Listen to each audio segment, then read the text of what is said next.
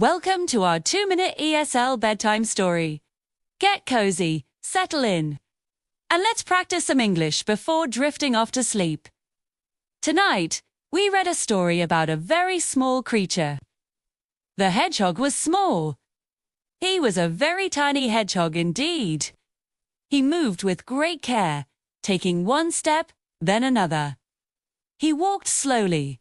The night was cool and quiet around him. 2. Listened carefully to the sounds of the forest floor. Leaves were quiet. He felt safe wandering beneath the tall trees. The moon shone softly, filtering through the branches.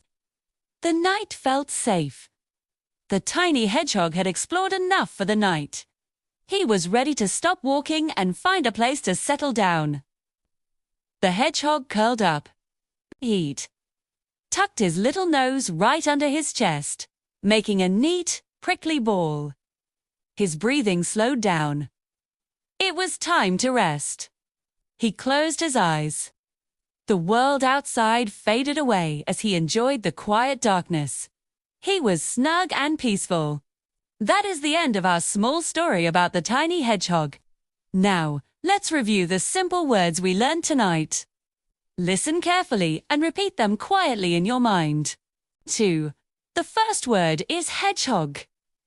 That's the little animal with the prickly spines. The second word is small.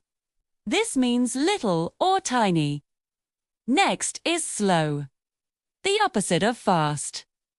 Then we have leaves, the green parts that grow on trees, often turning brown in the fall. The fifth word is quiet. When there is very little noise, we say it is quiet. Next is safe.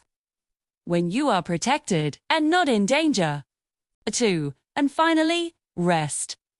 This means to stop working and relax or sleep. Hedgehog small, slow leaves, quiet, safe, rest. Remember these words. You did a great job following along tonight. Now it's time to close your eyes, relax your body, and let your mind go still.